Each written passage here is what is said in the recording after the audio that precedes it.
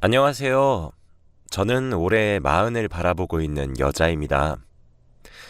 아들 하나를 키우고 있고 남편은 없어요.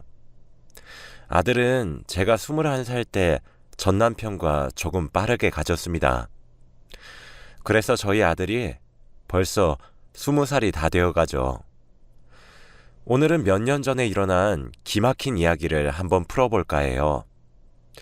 제가 전 남편과 이혼했는데 저에게 연락이 왔거든요. 저와 전 남편은 아이가 태어나기 전에 이혼을 했습니다. 저와 전 남편은 동갑인데 사랑해서 결혼했다기보다는 실수로 아이를 가지게 되어서 급하게 결혼을 한 거였죠. 둘 다 21살이어서 돈도 없고 직업도 없었기에 시댁에 들어가서 살았습니다.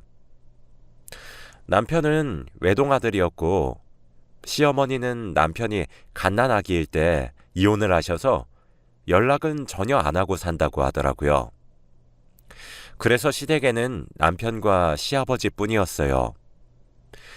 시아버지는 경상도 사람이라 굉장히 무뚝뚝하였는데 정말 악덕이었습니다. 솔직히 이혼 사유의 70%는 시아버지 때문이라고 해도 과언이 아닐 정도죠. 시아버지는 완전 조선시대 사람이세요.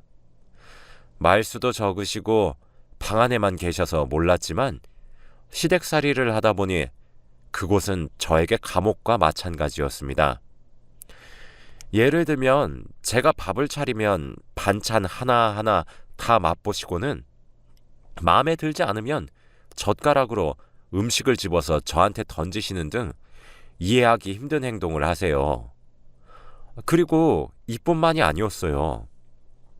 사과가 먹고 싶다고 하셔서 사과를 깎아드리면 한 입 먹고는 복숭아가 먹고 싶다고 하시고 다시 한 입을 먹으시다가 다시 수박이 먹고 싶다고 하시니 늘 남은 건 제가 처리해야 했죠. 제가 이런 일들을 21살 때 겪으니까 정말 죽고 싶더라고요. 스트레스도 너무 많이 받아서 남편한테 다 이야기를 했더니 남편은 그저 아버지가 표현이 서투르셔서 그래.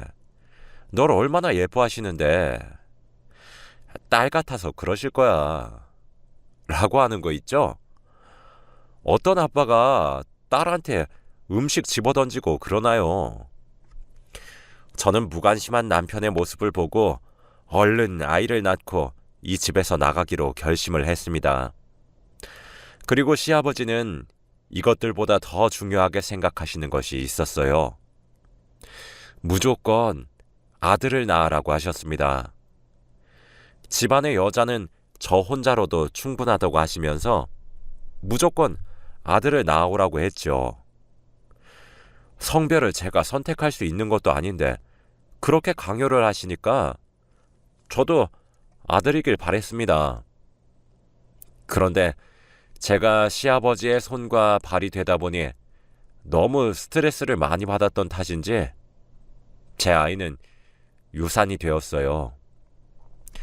유산이 되자마자 남편까지 독하게 바뀌었고 시아버지는 지금도 엄한데 더 엄해지셨죠.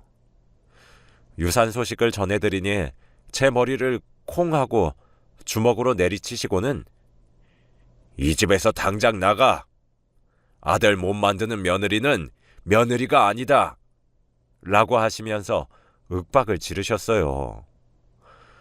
제가 시아버지께 맞고 있는 모습을 남편이 옆에서 보고 있었는데도 한마디도 하지 않고 지켜만 보고 있더라고요. 그래서 방으로 들어가서 왜 한마디도 안 하고 안 말렸냐고 물어보니까 맞을 짓 했잖아. 이러는 겁니다. 이 집에서 제 편은 단 한 사람도 없었고 안 그래도 유산해서 속상하고 슬픈데 우울해할 틈도 없이 시아버지와 남편의 수발을 들어야 했어요. 그런데 남편은 제 아픔에 공감도 못 해주면서 밖으로만 나다니더라고요. 매일 늦게 새벽에 들어오는 것은 기본이었고 아예 대놓고 제 옆에서 여자와 전화를 했습니다. 저는 그 집에 가정부밖에 되지 않았죠. 남편이 결국 다른 여자랑 바람이 났다는 것을 알았고 둘이서 안으면서 저희 동네를 걸어 다니더라고요. 한 번은 제가 마트에서 장을 보고 오는데 멀리서 다른 여자랑 남편이랑 손을 잡고 걸어오는 겁니다.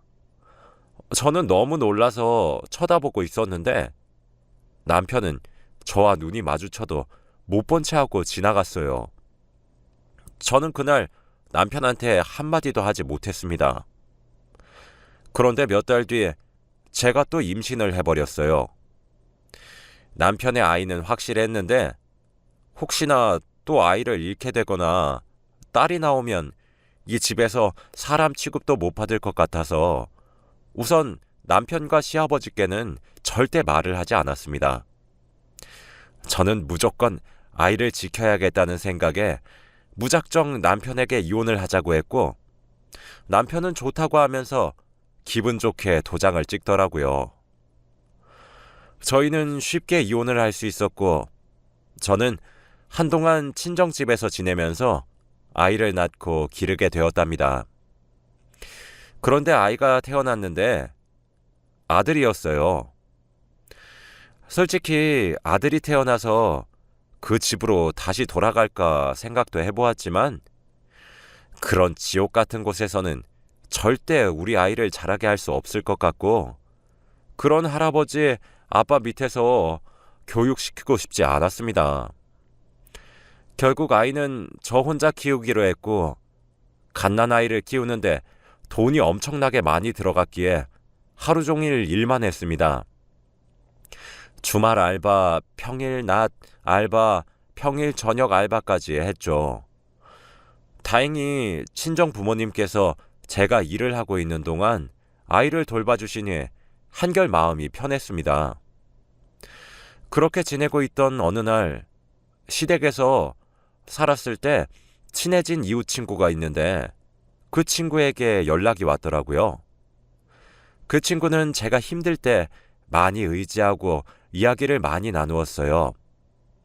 여자였는데 그 친구도 갓난아이를 혼자 키우고 있어서 말이 잘 통했죠. 그런데 저에게 전화가 와서는 남편이 재혼을 했다고 하는 겁니다. 결국 남편은 그 여자랑 결혼을 했다고 하더라고요. 그런데 더 놀라운 건 그 여자도 저처럼 결혼하기 전 임신한 채 시댁살이를 하고 있다고 합니다. 그런 악덕한 시아버지 미치면 무조건 아들을 낳아야 할 텐데 그 여자도 참 안타깝다고 생각하고 있었죠. 그런데 몇 달 뒤 제 친구가 다시 전화가 오더라고요. 전화를 받으니 완전 놀란 목소리로 그 집에서 딸을 낳았다고 합니다. 역시 저와 똑같이 아들을 안 낳으니 집에서 쫓겨났다고 해요. 솔직히 저는 그 집 사람들의 이야기는 전혀 궁금하지 않았는데 친구가 물어보지도 않아도 말해주니까 조금은 심란하더라고요. 그래서 저는 친구에게 앞으로 말해주지 않아도 된다고 말한 뒤 저는 아들을 키우는 데만 매진했어요.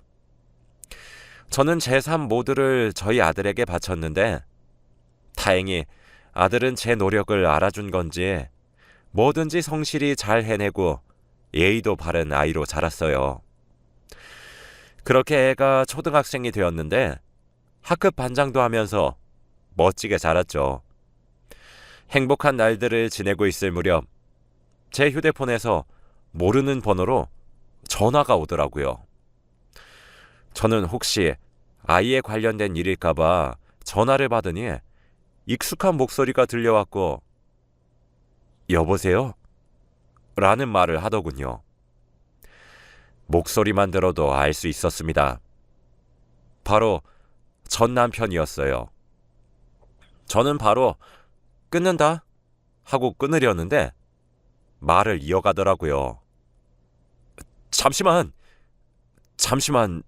통화 가능해? 뭔데? 너 아들 낳았다며? 왜 말 안 했어? 어떻게 알았는데? 네 친구가 말해줬지. 둘이 꽤 친했잖아. 네 아들 아니고 내 아들이야. 이제 와서 아빠 노릇할 생각하지 마. 라고 한 뒤 전화를 딱 끊었습니다. 제 친구는 저를 배신하고 저의 모든 정보를 전 남편에게 전해준 것이었죠. 너무 배신감이 들고 화가 나더라고요. 친구에게 전화를 해봐도 절대 받지 않았습니다. 저는 다음날 아이를 하교시키고 같이 집으로 돌아오는데 저희 집 앞에 익숙한 사람이 서 있더라고요. 바로 전 남편이었습니다. 저는 모른 채 하고 지나가려는데 제 손목을 붙잡고는 잠깐 이 얘기 좀 해. 라고 하는 겁니다. 저희 아들이 엄마 누구야? 라고 물어보는데 아 엄마 친구 라고 이야기했어요. 아들은 급히 집으로 보내고 전 남편과 근처 카페에 가서 이야기를 나누었습니다. 아까 그 아이가 내 아들이야? 네 아들 아니라니까. 내 아들이야, 내 아들. 그래도 내 핏줄이란 거잖아. 그 말 하려고 지금 여기 부른 거냐? 아니, 요즘 만나는 사람은 있어? 왜? 나랑 다시 합치면 안 될까? 나 그 여자한테 돈 다 뜯겼어. 꽃뱀이었더라고. 친구가 말해준 바로는 결혼하기 전에 임신해서 딸을 낳아서 집에서 쫓겨났다고 말해줬는데 남편은 눈 하나 깜빡 안 하고 당당하게 거짓말을 하더라고요. 저는 웃음밖에 나오지 않았습니다. 사람 같지도 않은 사람과 더 이야기하고 싶지 않아서 자리를 박차고 나오는데 전 남편은 뒤따라 나와서 제 손목을 붙잡고 길 한복판에서 무릎을 꿇고 사과를 했습니다. 나 정신 차렸어. 정말이야. 미진아, 내가 너무 미안해. 사과할게. 다시 나랑 합쳐주면 안 될까? 부탁이야. 길거리를 지나가고 있던 사람들이 저희 둘을 쳐다보기 시작했고 저는 너무 부끄러워서 도망갔습니다. 집으로 가니 전 남편은 애 학비는 혼자서 벌만해? 내가 미리 우리 아들 대학 등록금 줄까? 아들 이름이 뭐야? 라고 하면서 거의 50개가 넘는 질문을 문자로 보내왔고 저는 전 남편의 연락처를 차단했습니다. 다행히도 집에 찾아오지는 않더라고요. 그렇게 며칠이 지났고 저는 그 사람과의 기억을 잊어가고 있었어요. 그런데 어느 날 또 처음 보는 전화번호로 전화가 왔습니다. 저는 아무 생각 없이 받았는데 전화를 받자마자 욕을 하더라고요. 야, 네가 내 남자친구 뺏어간 불려우냐? 네가 뭔데 내 남자친구한테 꼬리를 쳐? 너 내가 상간녀 소송할 거야. 위자료 왕창 뺏어올 거라고. 너 각오해. 내가 너희 집 찾아가서 다 뭉개버릴 거야. 라고 했습니다. 저는 너무 당황스러워서 전화 잘못 걸었습니다. 하고 끊으려는데 너 김미진 아니야? 라더군요. 알고 보니 그 여자는 전 남편의 여자친구였습니다. 그 사람이 요즘 계속 휴대폰만 보고 밖으로 나가서 잘 안 들어온다면서 저 만나러 오는 것 같다고 하더라고요. 그런데 저는 전 남편과 한 번도 연락을 한 적이 없는데 어떻게 전화번호를 알았냐고 하니까 몰래 전 남편의 휴대폰을 봤는데 연락처에 내 거 미진이라고 저장이 돼 있었다고 합니다. 저는 너무 소름 돋아서 아무 사이 아니라고 했지만 제 말을 믿을 리가 있나요? 그 사람은 저에게 거짓말 치지 말라고 했고 고소를 하겠다는 말만 반복하더군요. 결국 저는 지금까지 전 남편과 있었던 모든 일들을 다 말했더니 그제서야 납득을 하는 것 같았습니다. 저는 전화를 끊고 기분이 좋지 않아서 아들이 집에 돌아오기만을 기다렸죠. 저는 아들을 혼자서 키우고 아직 어리다 보니 휴대폰을 사주었어요. 그런데 전화를 항상 잘 받던 아이가 그날따라 전화를 받지 않더라고요. 저는 왠지 모를 불안감이 엄습해왔고 당장 학교로 달려갔어요. 학교에 가니 선생님은 진작에 하교를 했다고 하면서 걱정하더군요. 저는 경찰서에 가서 실종 신고를 했죠. 몇 시간이 걸려서 아들을 찾았는데 알고 보니 아들은 전 남편과 있었습니다. 저는 너무 어이가 없었어요.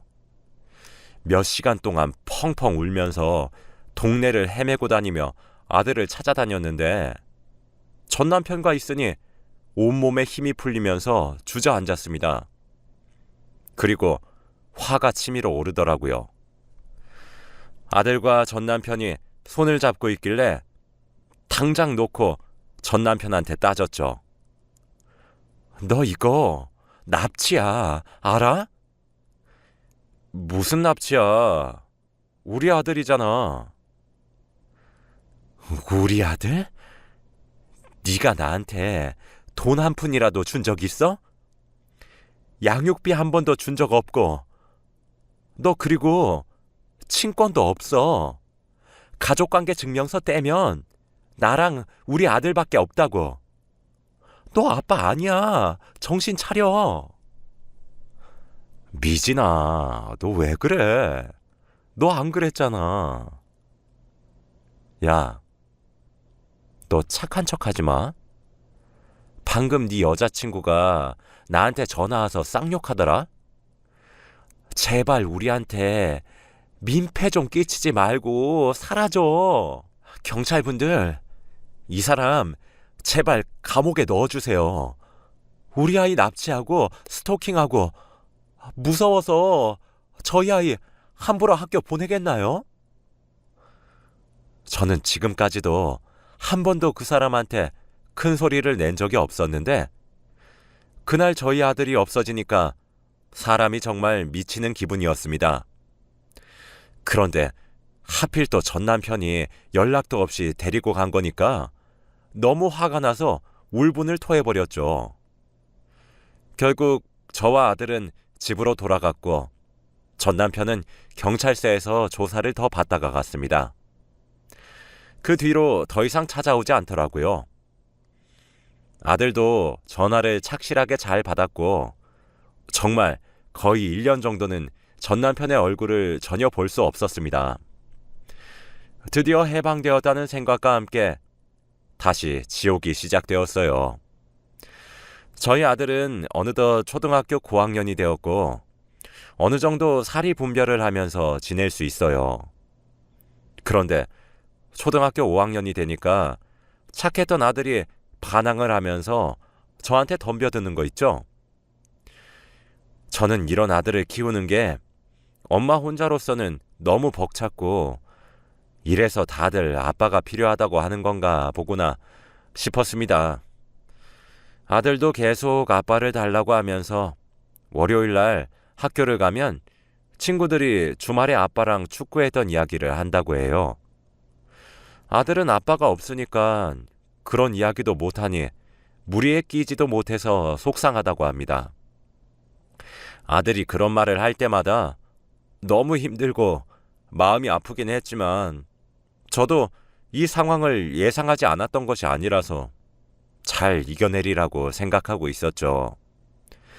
그런데 우연히 식탁 위에 올려져 있던 아들의 휴대폰을 보았는데 문자가 하나 왔습니다. 그런데 문자가 온 사람의 이름은 아빠라고 저장되어 있더라고요.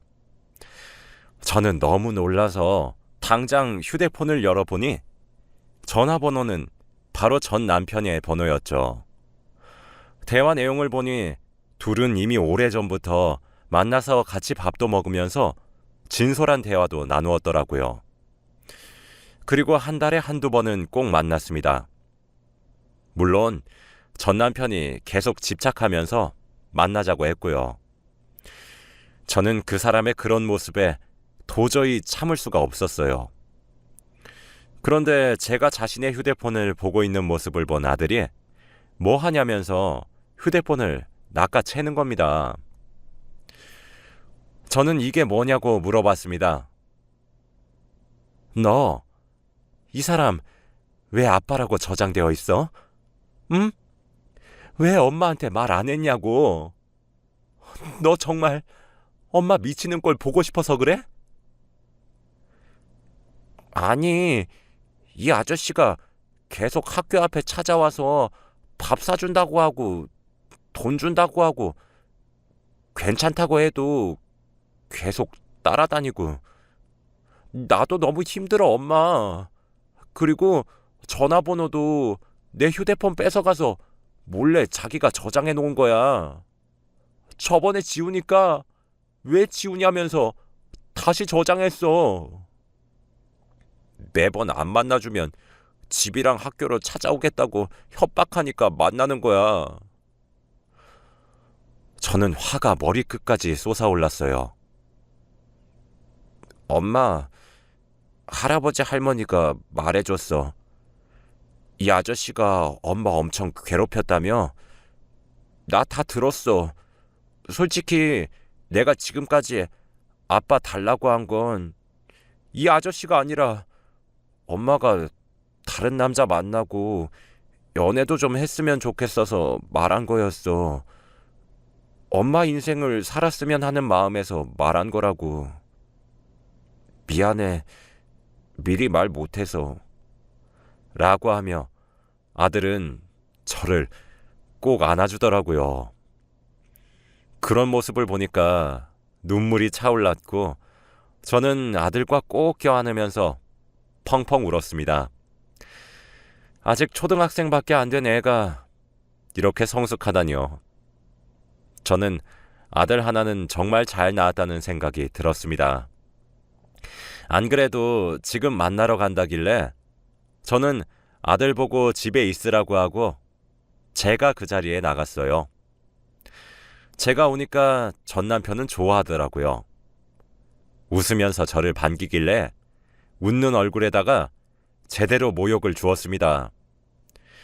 다행히 공원 안쪽에 사람이 다니지 않는 곳이라 보는 사람은 없었죠.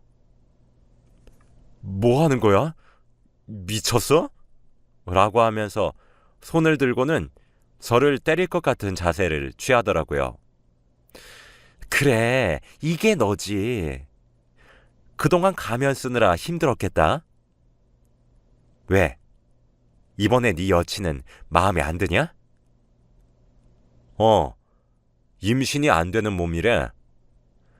우리 아버지 지금 손자 보고 싶다고 난리란 말이야. 네가 우리 집에 아들 데리고 와서 같이 살아주면 딱 좋은데. 너 우리 아들한테 연락해서 안 만나주면 찾아간다고 협박하고 만나서 억지로 밥 먹이고 네가 아빠라고 말했다며? 너 그거 폭력이야. 알아? 우리 아들인데 뭐 어때? 아들한테 아빠가 그런 건 할 수 있는 거 아니야?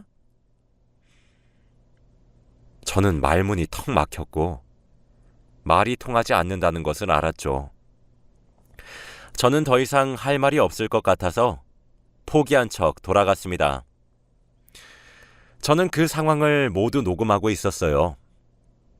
그래서 집으로 돌아가지 않고 바로 집 근처 경찰서로 가서 신고했습니다.